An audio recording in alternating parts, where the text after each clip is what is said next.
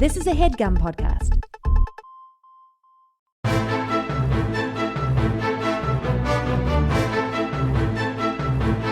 Hello and welcome to The Complete Guide to Everything, a podcast about everything. I'm one of your hosts, Tom. And I'm Tim. Tim, you look startled. Well, I didn't know you were starting the show. Tim, new year. You got to stay on your toes. You never know what's going to happen.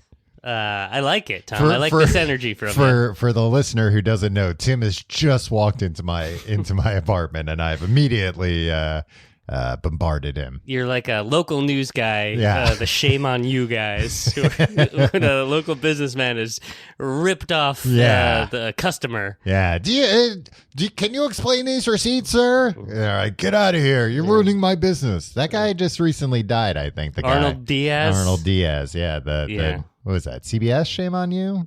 CBS News? Yeah, was that him? There was also 7 on Your Side. Yeah, 7 on Your Side, of course, was Channel 7, ABC. Yeah. And 7 on Your Side was more like, if 7 on Your Side was like Superman, and Shame on You was like the Punisher. You know, like in terms of, like, are you trying to make things right, or are you trying to get revenge? Yeah. I think he was Shame on You, and then he went to a different network, and he started doing What a Shame reports. It sounds like they had him into some kind of ironclad non-compete. Yeah, he passed back in October. He exposed wrongdoing by private industry and government agencies. Yeah. Arnold Diaz. Like local government agencies. He didn't like infiltrate the CIA. No. And he's like, here's what they're doing down in Panama. I like that. People are always like, I'm going to call 7 on Your Side. Who's like that? I don't know. Your tenants? No, I guess I for a bit in my younger days worked for local government. Oh, okay. And yeah, I mean, similarly, when I worked in retail, I'm going to tell the Better Business Bureau. Well, I'd be like, explain what the Better Business Bureau is. You're not going to do that. You're not going to do that. You don't even know what that is. What do? They don't have any, like, what are they? The Better Business, the BBB? Yeah. They, like, rate businesses. I think, yeah. Nobody cares about that anymore. I mean, who goes and checks that beforehand? Yeah. Like, I think the only purpose for it now is, like, when you get scammed, you can Google it and then find, oh, it says right here, like, this is a bad company. Right. But that's not the Better Business Bureau doing that. No. That's Yelp.com. Yeah, and also it was like, you think a review about your iPod dying after a year is going to get Apple Incorporated's Better Business Bureau score knocked down? Just email Steve@apple.com. That's not his email address, Tim, and he's long since passed. Have you ever written a Yelp review of anything, Tom? You know what? I don't think I ever have actually written a Yelp review. And like, I should, because like I've been trying to be better about like if I like something. Positive. Yeah. Leave a positive review. Just because like pretty much every way I make a living involves like review somewhere between the podcast. It's and a real books. Cool system we've set up for life. Exactly. And like, so it's like now I know like, yeah, getting a 1-star review sucks. Yeah.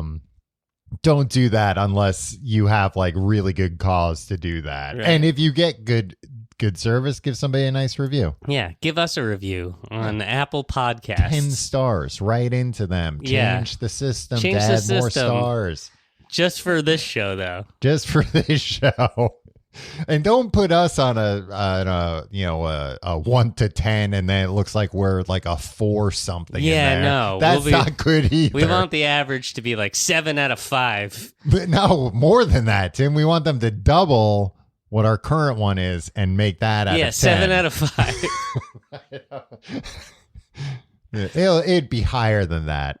I don't know. 7 out of 5 is pretty good. If everybody else, if This American Life topped out at 5, And then we got 7. Oh, People 7 out of 5. Yeah. Oh, I was thinking out of 10. No, don't Yeah. even. Yeah. I'm confused about now. We've got to have them double our score, but not what it's out of? Yeah, exactly. Okay. It's like, I didn't understand this, Tom. I mean, Tim, I think people are just going to think it's some kind of bug in the operating system if they see that. Well, that's intriguing. How did? Well, and then there should be a little thing underneath is not a bug.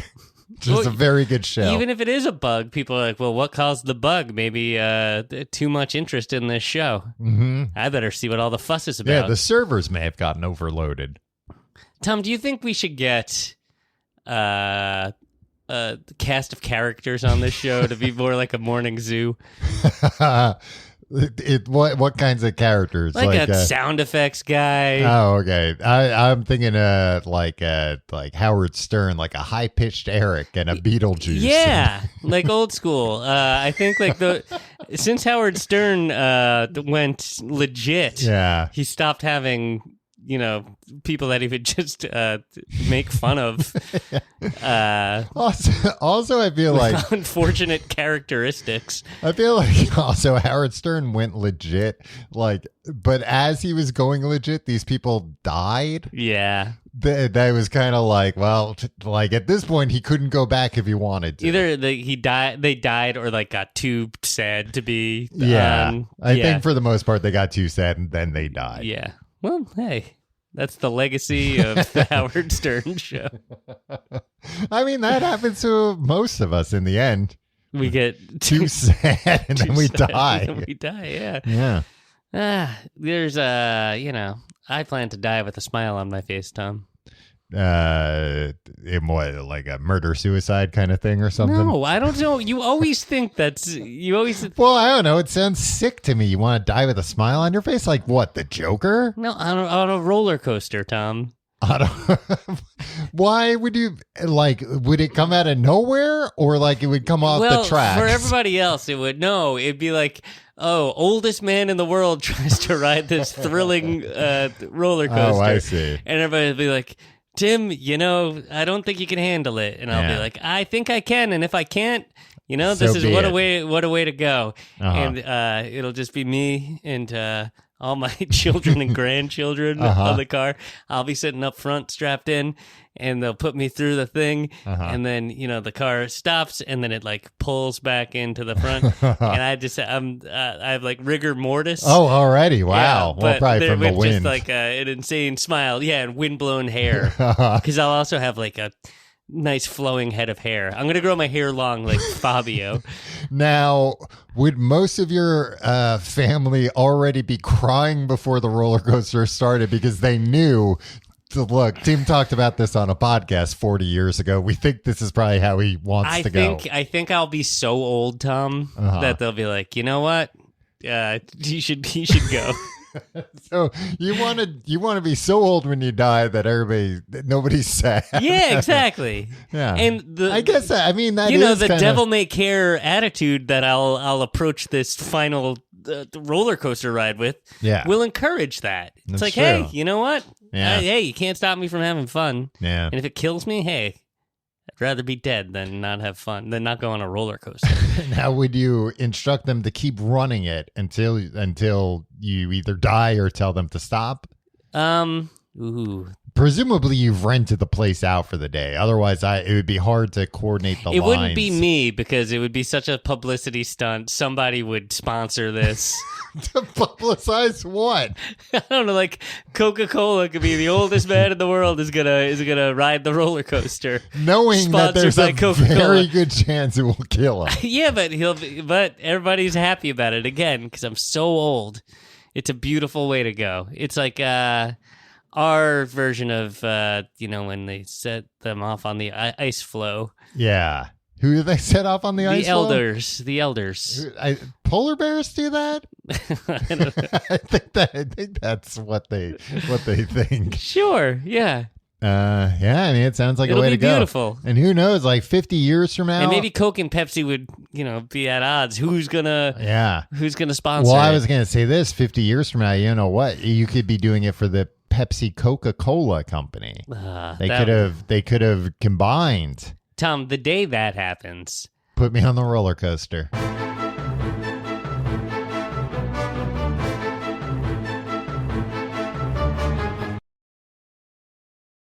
Popeye.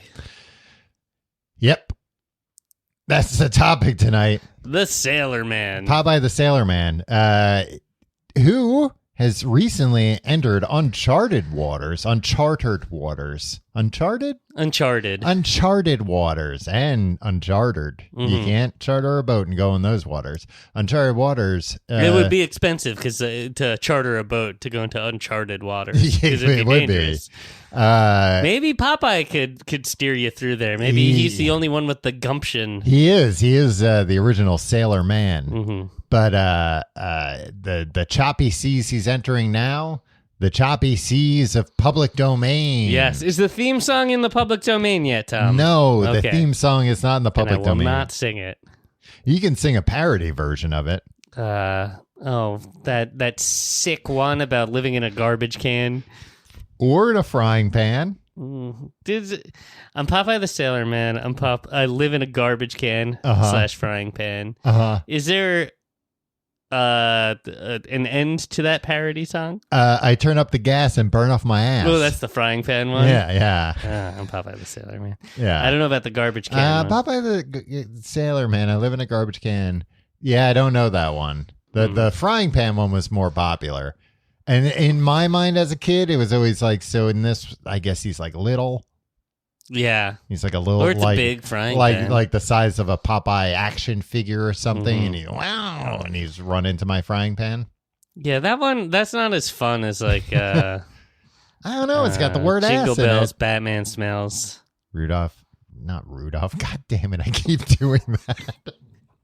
Rudolph laid an egg. Robin laid an egg. The Batmobile lost its wheel and the Joker got away. Hey, yeah.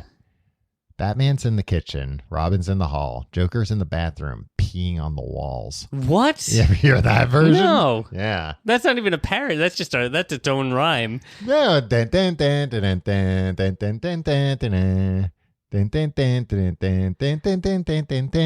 the rest of Jingle Bells. Batman's in the hall. Batman's in the kitchen. Robin's in the hall. Joker's in the bathroom, pissing on the walls. Pissing on the walls. Ha ha ha. Oh. Bells on Pop, bell ring. Yeah. And then it goes back to the regular version. It is twisted. Tim, what would you expect from the Joker? If the Joker came to your house, Tim, and he pissed on the walls, you'd be consider myself lucky, thanking Tom. God. You'd be on your knees geez. praying. Thank you so much. That's about the best case scenario when the Joker shows up at your abode. In a lot of ways, it's an honor if he comes and just pisses on your walls. But anyway. Here's a man that will not piss on your walls. No. Popeye, a good man. A sailor man. Yeah.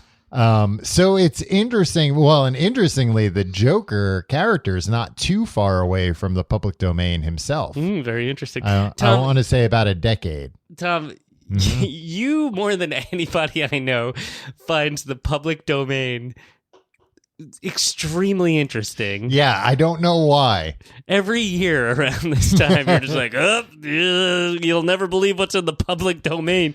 Gasoline Alley. Yeah, I can finally make those Gasoline Alley reprints I've wanted. Walt Kelly's Pogo. Watch out. Yeah.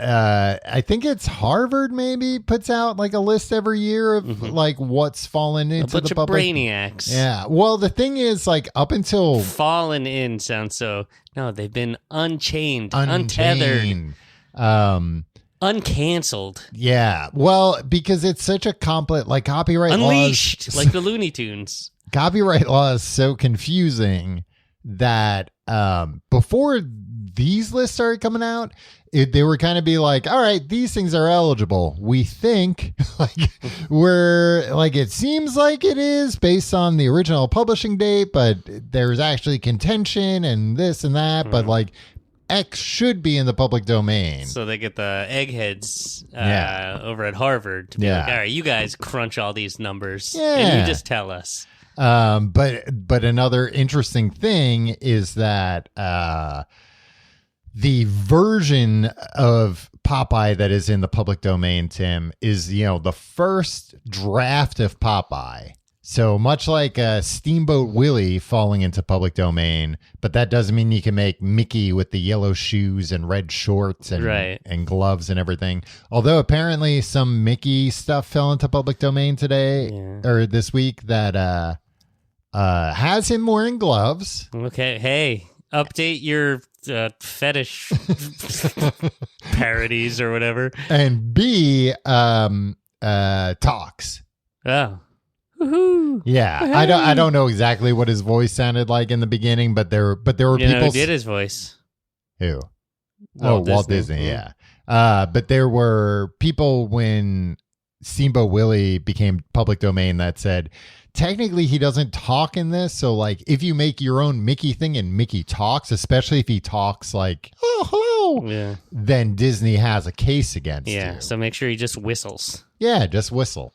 But you now can you can tell make them talk. Any story you want, which is the whistling mouse. That's all you need. Exactly. I mean, if you need any more, go back to the storyboard. Yeah, exactly. But yeah, there's a lack of imagination on your part if you can't make that work. So this Popeye that's fallen into public domain is from the comic strip, Thimble Theater. Thimble Theater, which this is insane. I did not know about this. That Thimble Theater, this comic strip, was in its 10th year when it introduced the character of Popeye. This was a comic that followed Olive Oil and her family, including Castor Oil, her brother, and her fiance, Ham Gravy. Yeah, Ham Gravy was the main guy. And guess what? They wrote him out. 10 years ago, we could have been making ham gravy stuff. That's true. I didn't even think about that. We could have already cornered the market. Just this insane, like, Thimble Theater. It was just about this, like, group of characters and... doing depressing 1920s stuff. Yeah. And then people just liked Popeye. So Popeye became a bigger and bigger character until he just took it over and it became Popeye the Sailor Man. But I found that fascinating, like Popeye was not intended to be a main character. Right. But this isn't the fun Popeye like that were in the Fleischer cartoons. No, this is not cartoon Popeye. Yeah. Very important. Comic strip Popeye, who's just kind of like, I mean, I guess he doesn't even have the voice. You wouldn't even know. No, well, but he is grouchy.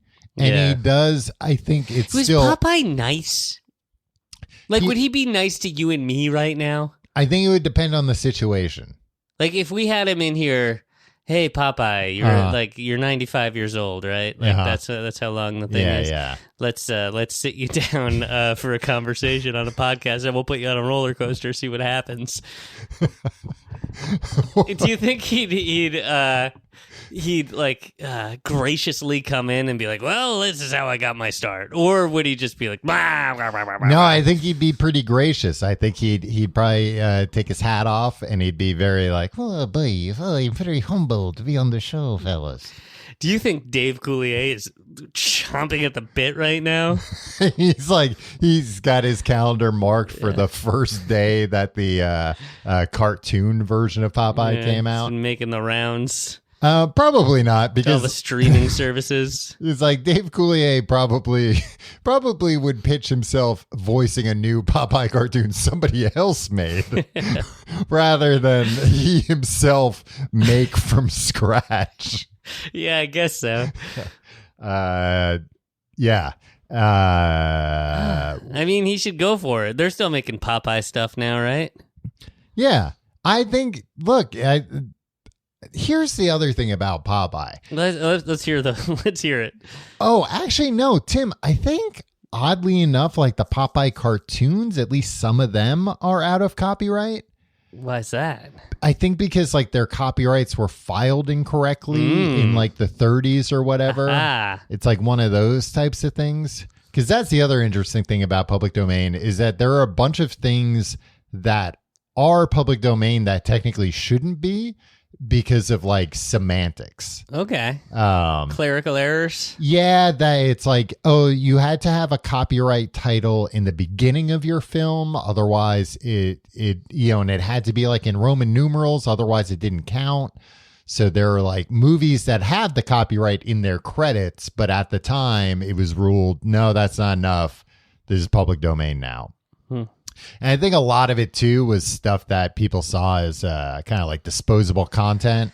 Right. That now, like Night of the Living Dead is a good example of that. That's public domain, which is why we have zombies as public domain. Do you explain this same shit to every me week? Year? No, every year when we do an episode on the newest thing probably. in the public domain. But anyway, for some reason, I think listeners of the show know to check in the second week of January to not get that lecture on public domain law from Tom. That's probably completely wrong. But I remember there being like public domain. Either the Popeye cartoons were already in public domain because of something like that, or they just had like very loose licensing. All right. Because I just remember there being like a lot of readily available Popeye videotapes, like when I was a kid. Oh, like yeah, super I remember cheap. that too, yeah. And they were on like garbage quality tapes that you could buy I at always the hated checkout those. counter. I had a couple of those in my home. Why? Yeah. Where did those come from? They were always like given to me by like, I don't know, like a bad an uncle or something. Yeah. that like, you know, it's like, oh shit, it's his birthday. It's like, oh, I can get him a Hershey bar, a National Enquirer, or oh, they have Popeye tapes. Yeah. Kids what love else Popeye. can I get for $2.99 at Caldor? Yeah, and they're picking it up and they're like, feels very light for a VHS tape, but okay. Yeah, it's like Saving 35 minutes penny. long. Yeah. And just like the thinnest, worst quality tape, so it would wear out. And it's a bad transfer to begin with. But I think maybe the problem with those things is that I know there's like issues with trademarks, but that I don't completely understand. But also that I don't know, that character existed prior, so maybe that's why it wasn't a big deal that Popeye. Yeah. Who knows? Who gives a shit? But anyway, we don't have to parse the legality of the crappy videotapes or Tim, bad a lot of people get all their legal work through this show. The big difference that the comic strip Popeye and the Popeye we all know and love is that the comic strip Popeye did not eat spinach yet.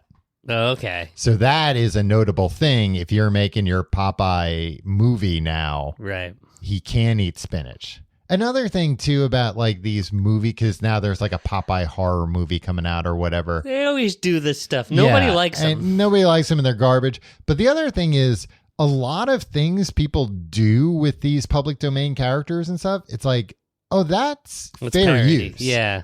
That's a parody. You could do that already. You can't go out there and market it as Popeye the movie, but guess what? You can't do that now anyway because there's a trademark. It's a different thing.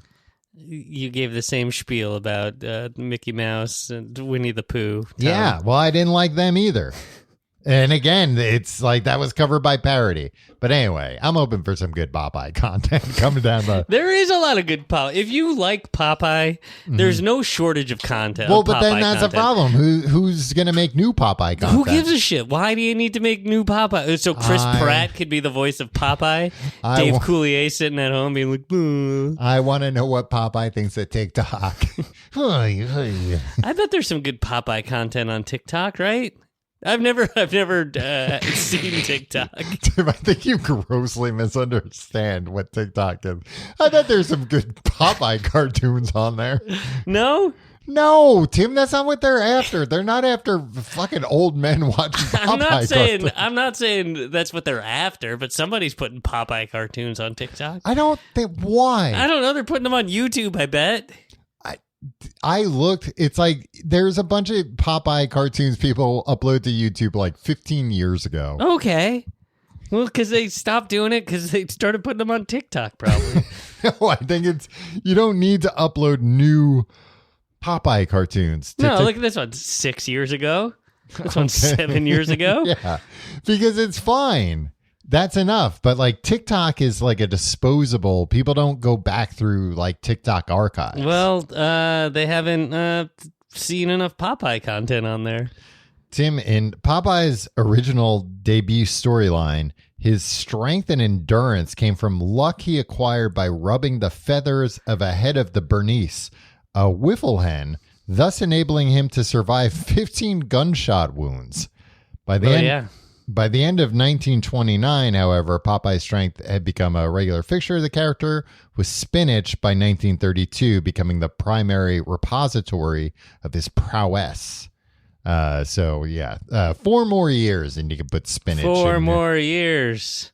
You get if you're working on like a new Popeye comic strip now, you have 4 years to build a storyline around Popeye discovering that spinach is what gives him strength. So you could have him eating like collard greens and like green beans and like broccoli, a bunch of other stuff. And he's like, oh, it's good, but it doesn't give me strength. Right. And then eventually he eats spinach. Have you ever seen the Robert Altman movie? I have seen the Robert Altman movie, Popeye. Starring Robin Williams. Mort from Orc. And what's her name from The Shining? Yeah, you know. Yeah. What's her name? What's her name? Shelley Duvall. Yes. Thank you for saying got there in the end. Who sadly passed, I think, this recent year. Oh, did she? Yeah, I think so. Her and Arnold Diaz are rocking out with Jimi Hendrix. Boy, that's a band I'd Club, like to hear. No, they're not in the 27 Club, Tim. You don't really understand what the 27 Club is. Just a bunch of cool cats jamming up in heaven. The Robert Altman movie is such a weird thing. And so it came out in 1980. But was this your experience? Like, I remember as a kid having no awareness of this. And then one day seeing it and being like, huh? Wait, did this just come out? How did I not know they made it? Was on WPIX one Saturday afternoon. It's like, what? At first you're like, okay, all right, Popeye. Yeah. And the other thing is like, I forgot when I was a kid, I didn't really like Popeye. It was like, oh, it's cartoon. And then you're like, oh, it's fucking Popeye, right? Like, yeah. Well, the same thing happened with the movie, I feel like. Yeah, Popeye was a mixed bag. Like, he had some good cartoons, but then a lot where, like, I don't know, just kind of nothing really happens. Yeah. I appreciate them more now than I did when I was a kid, because they're, like, well-crafted and well-animated and, some good gags in there. Yeah, and probably have a bunch of jokes that you would get now that you didn't get back then. Yeah. Not even because they're so sexual, but just...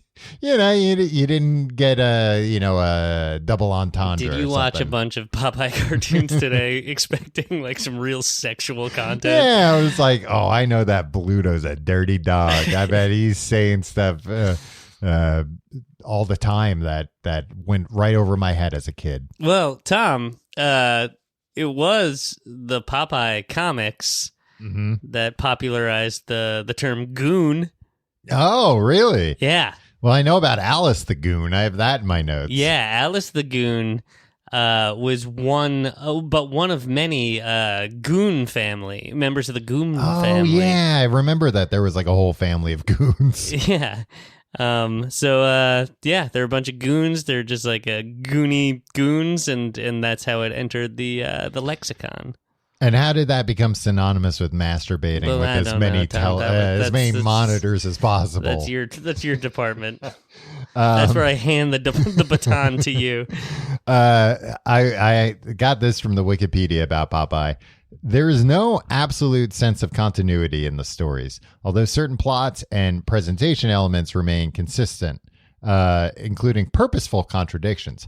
Popeye seems, you were asking about Popeye if he'd be a nice guy sitting here with us. Popeye seems bereft of manners and uneducated, yet he often comes up with solutions to problems that seem insurmountable to the police or the scientific community. He has displayed Sherlock Holmes-like investigative prowess, scientific ingenuity, and successful diplomatic arguments.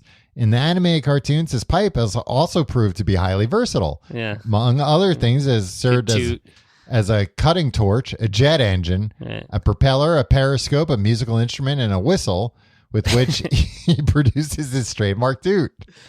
He also eats spinach through his pipe, Yeah, sometimes I've seen that. sucking in the can along with the contents. Right. Since the 70s, Popeye is seldom depicted using his pipe to smoke tobacco. Right.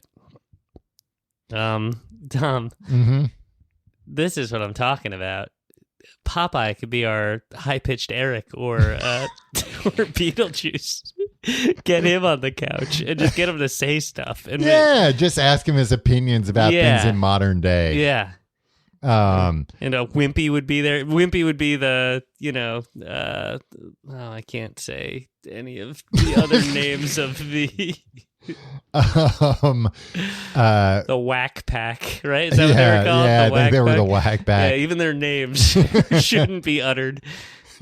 And just to go back to what we were talking about with the beginning of Popeye with the Thimble Theater era, initial strips presented Olive Oyl as being less than impressed with Popeye, but she eventually left Ham Gravy to become Popeye's girlfriend in March 1930, precipitating Ham's exit as a regular weeks later.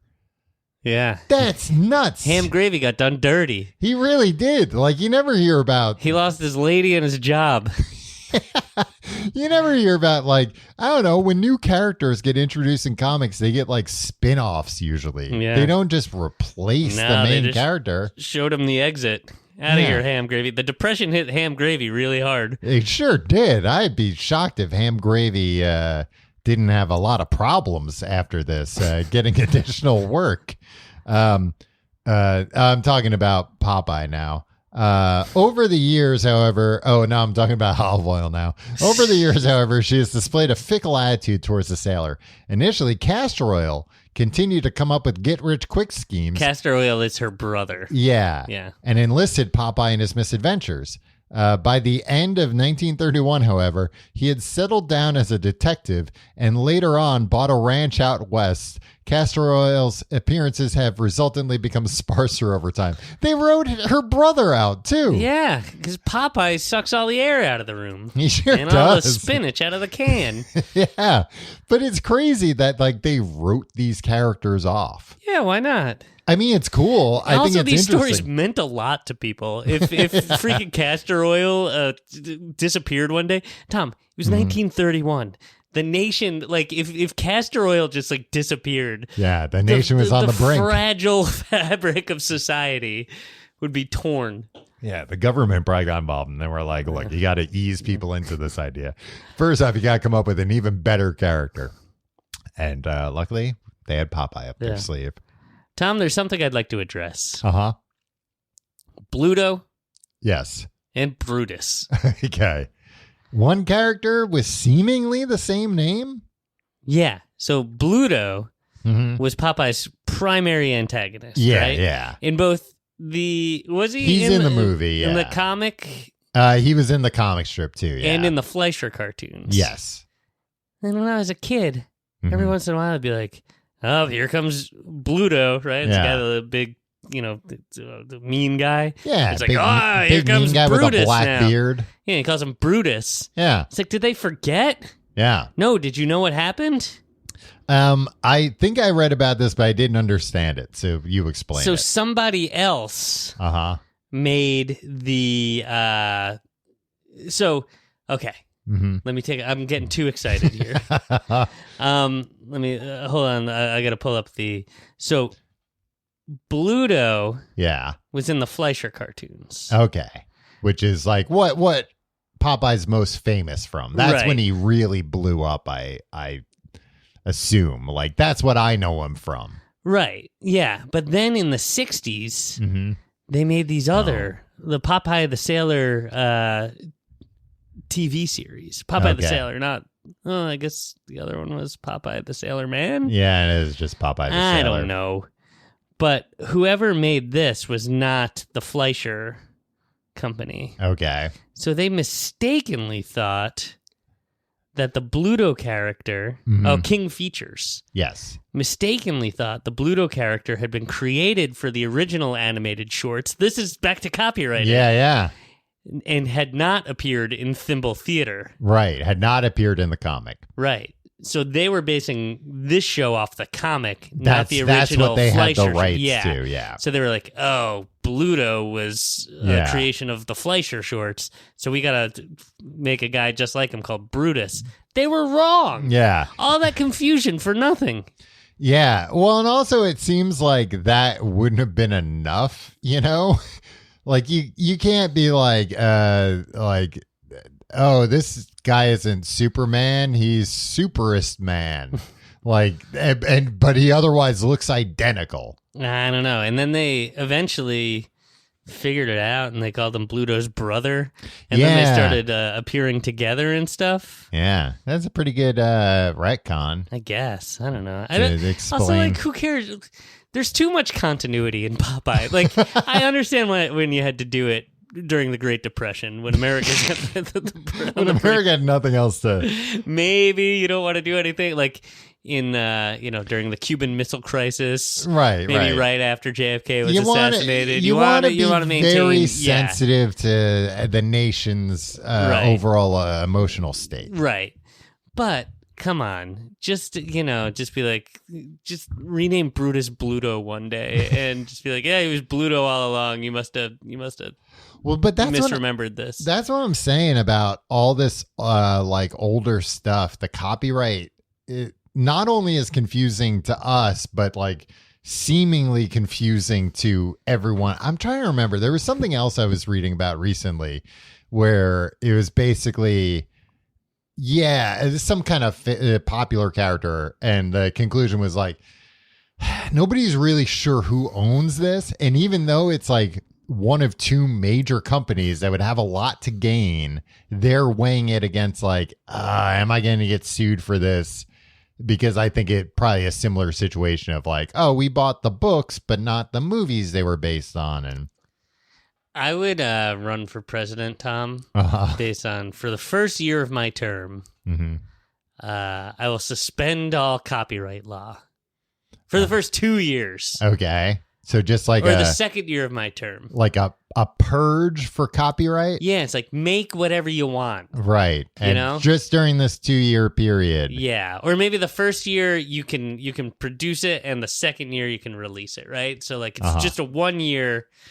Well, but that's the thing. I assume you are allowed to like begin creating things. Yeah, exactly. If you're not releasing it, who cares? Yeah, it doesn't matter. Nobody needs to know what's going on. Yeah. It's happening behind closed doors. But like if you wanted to, do a remake of The Great Gatsby that went into public domain a couple of years ago, that you could have released on January 1st, and they wouldn't be like, hey, you wrote that while it was still copyrighted, because that doesn't matter. Yeah, you could just be like, no, I didn't. Yeah. No, I wrote it all today. I wrote it this morning. You don't know. I'm really smart.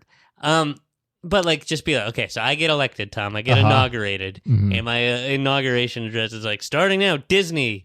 You can write Sesame Street, Muppets, Fraggle Rock crossover.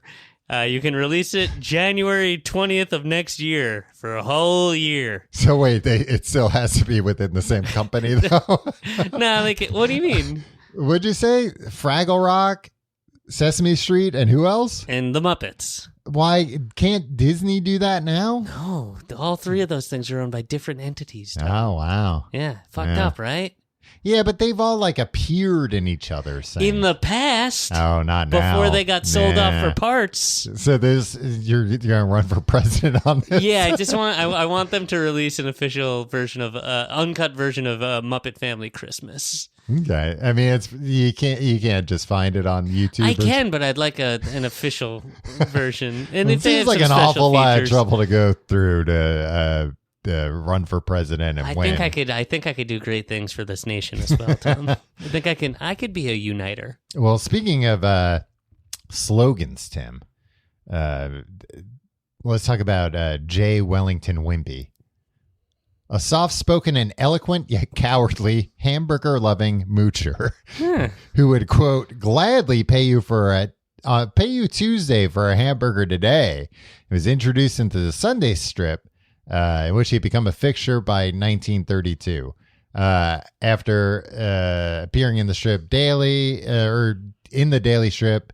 He became a major character in 1933. I don't know why I needed all that detail, but I do like the idea of like, this like Depression era character of like, well, we all know this guy, the guy who says he'll pay you for a hamburger on Tuesday if you'll buy him one today.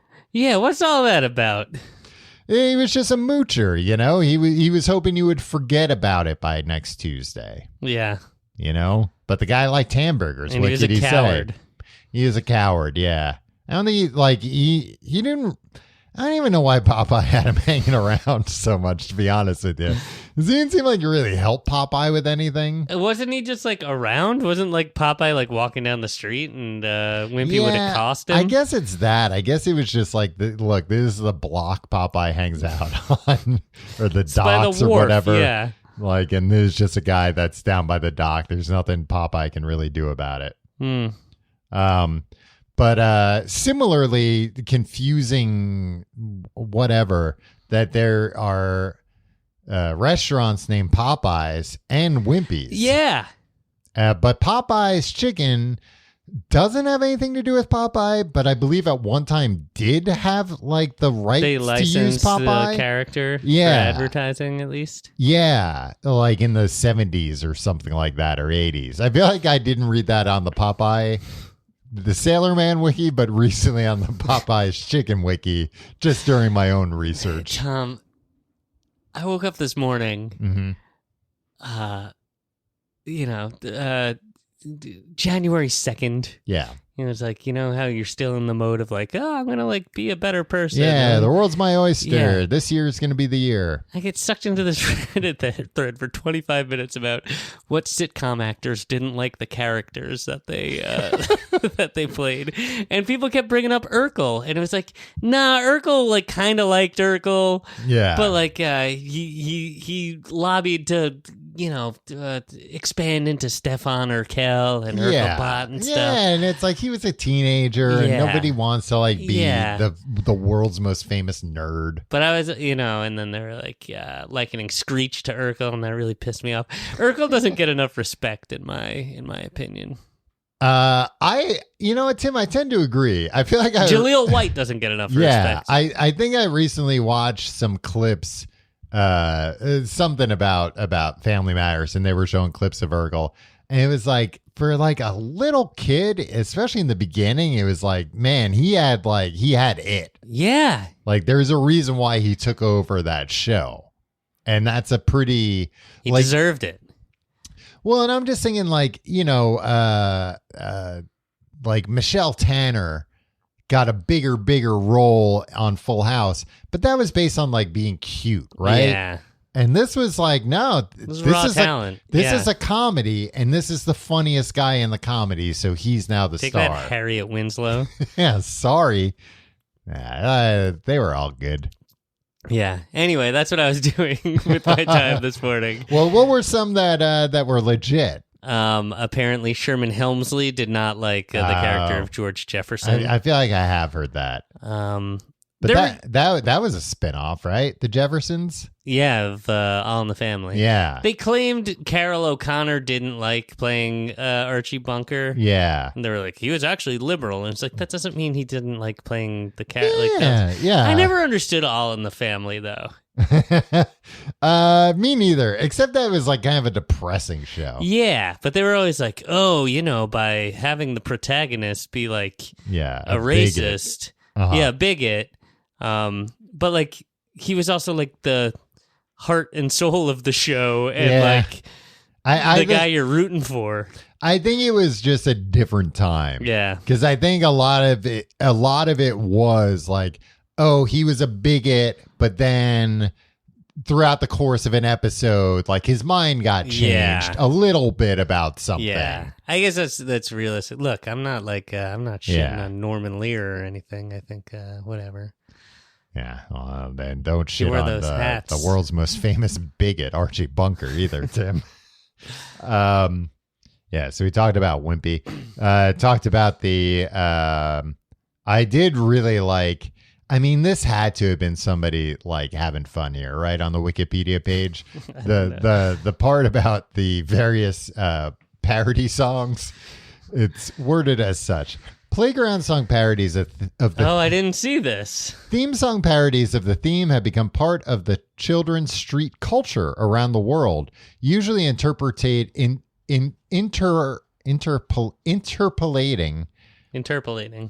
frying pan or garbage can into the lyrics. Oh, really? As Popeye's dwelling place, and ascribing to the character various unsavory actions or habits that transform the character into an anti-Popeye, and changing his exemplary spinach-based diet into an inedible morass of worms, onions, flies, tortillas, and snot. Hey, Tom, we can't...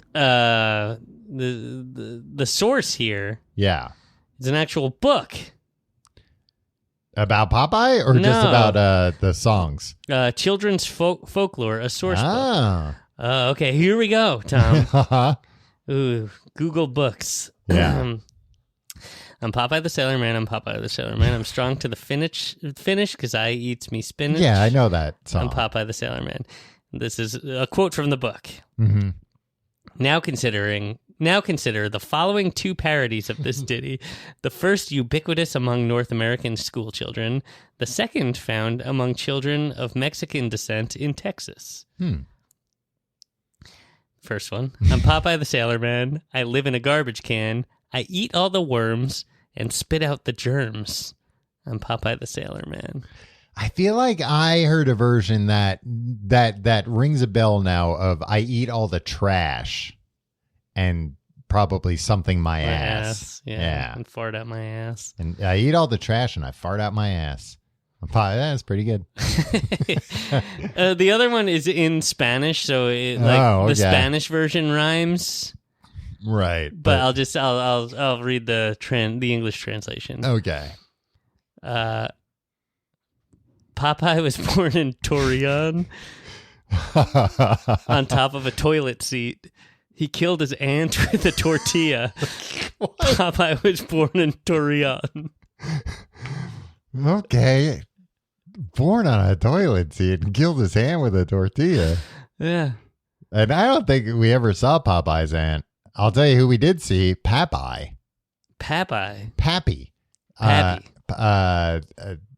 Popeye's dad, Pappy, who I feel like is like the type of character you see a lot nowadays of like the like father-son dynamic. They had like a very interesting father-son dynamic. I don't remember Pappy.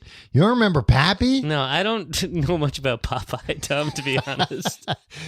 Popeye is the spitting image of Poop Deck Pappy. Though Pappy has a white beard, Pappy is far less principled than his son, stealing from Popeye's bank account and trying to sell water for $5,000 in Death Valley.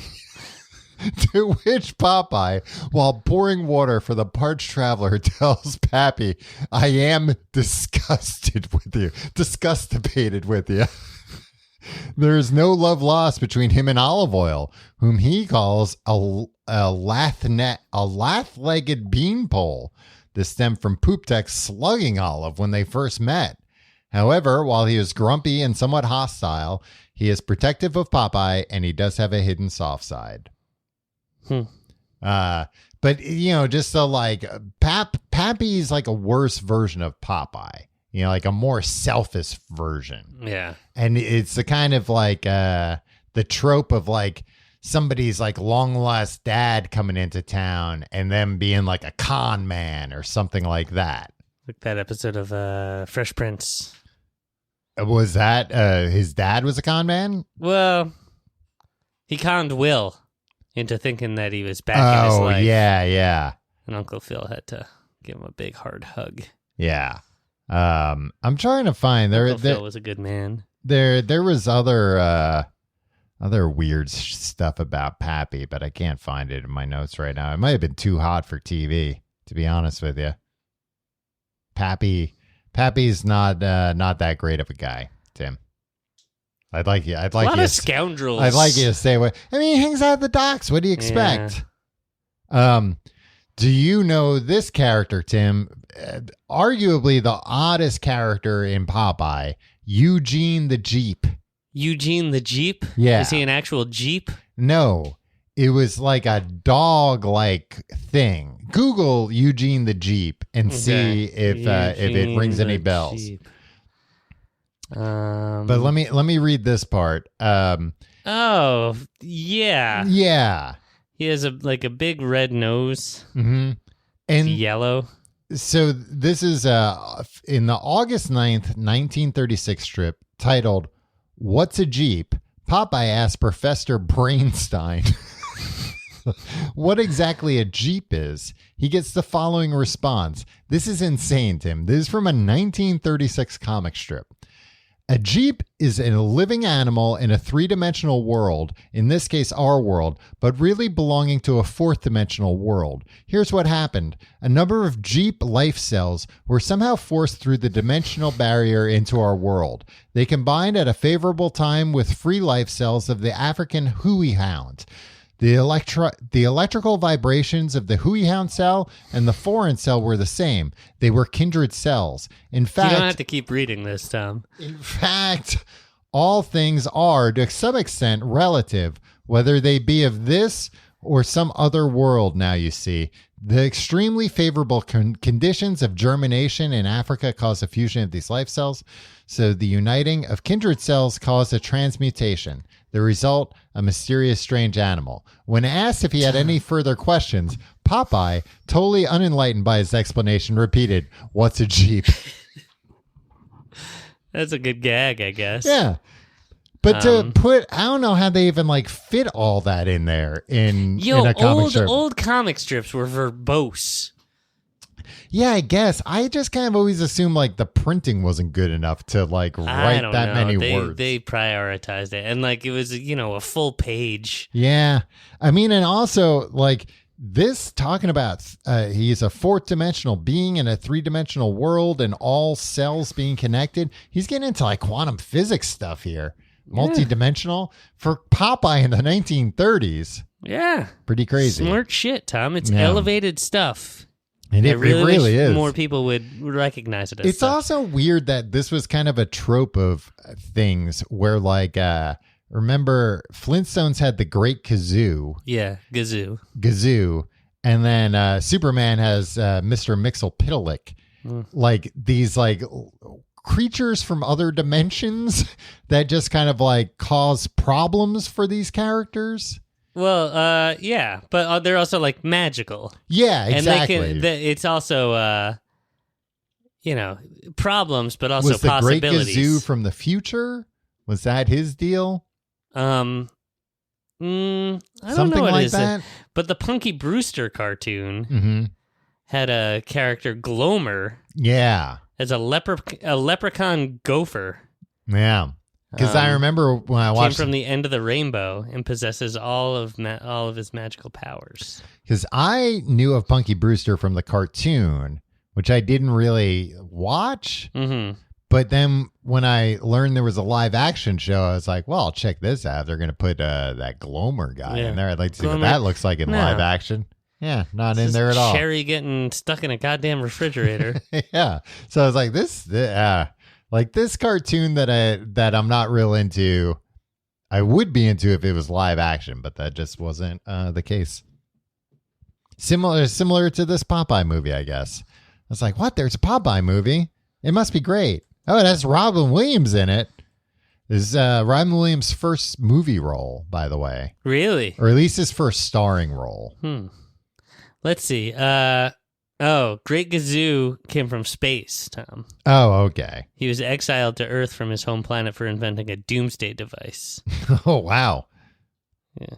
That's some serious shit. He created a doomsday device. Why was Fred Flintstone palling around with him? Yeah. Sounds like a terrorist. In later, when he has been voiced by Seth MacFarlane, Tom. Oh. Good for him getting work. Do you know about the details of this movie being a gigantic flop and bomb? No, I just knew that it was a flop and bomb. One of the reasons, but the music was good. Yeah. Harry Nilsson. And they reused it in Punch Drunk Love. Yes, yeah, they used Olive Oil's. Yeah, He Needs Me song. It's a good song. And apparently, Robert Altman was warned not to work with Harry Nilsson, that he was difficult to work with. Yeah. And then Robert Altman was like, nah, he was like the best guy that I worked with on this. Like, we had a great time. Everybody always had a great time with Harry Nilsson. But they shot drunk, you see. They shot this movie in Malta. And apparently through some kind of like miscommunication, they built the sets. They like built too many sets.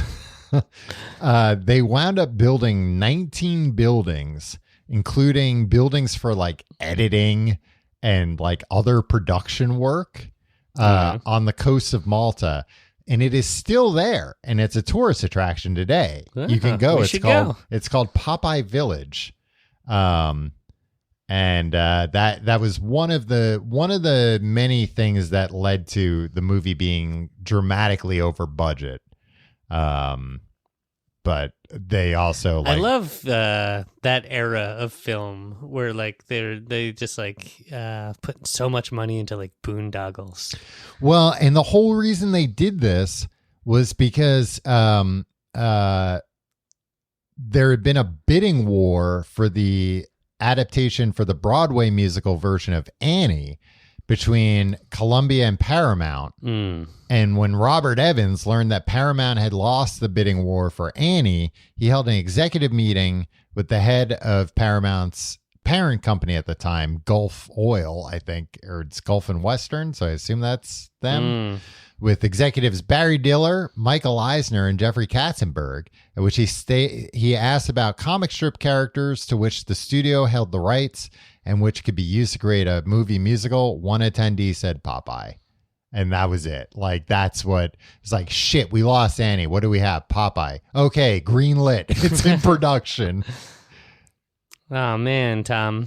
It won the 1981 Stinkers Bad Movie Award for Worst Picture. Man, by a pretty stinky award show.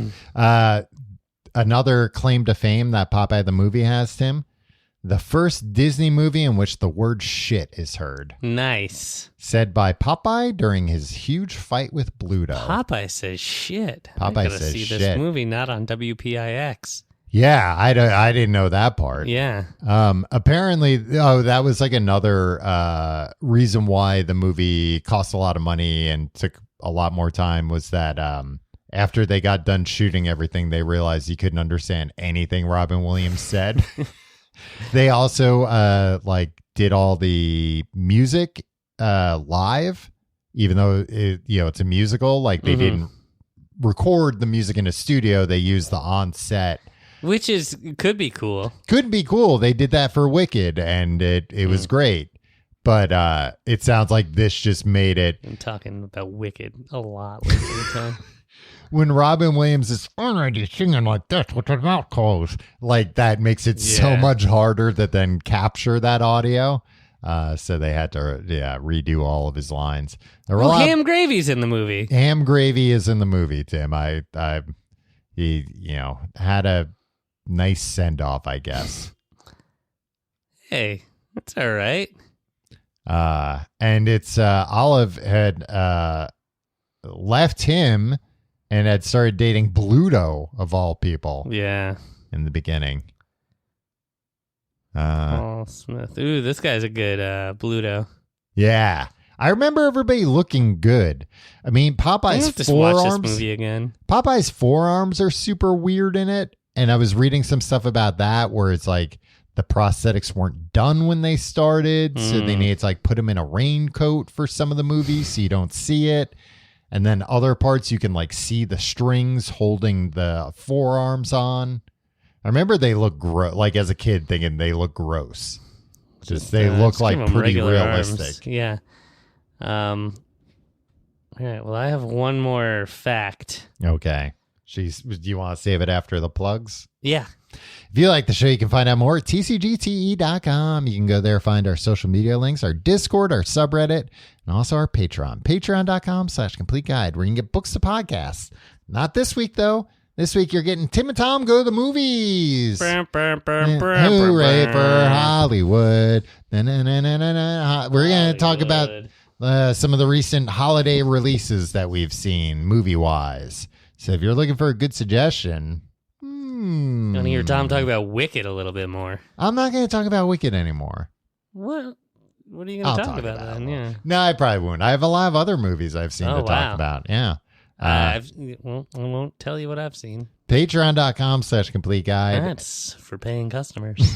You can get that episode, all the back episodes of Books of Podcasts, and a lot more. Patreon.com/complete guide. Tim, let's hear that final Popeye fact. Tom, you like video games. Yeah.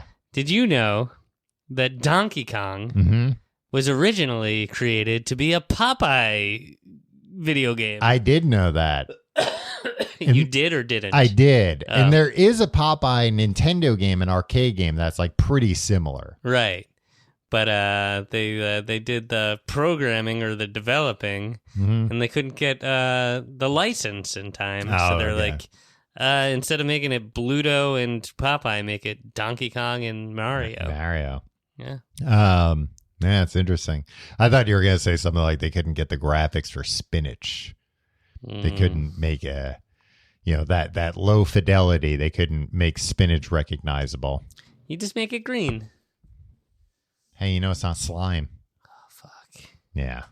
Tim, you're an idiot. See you next week.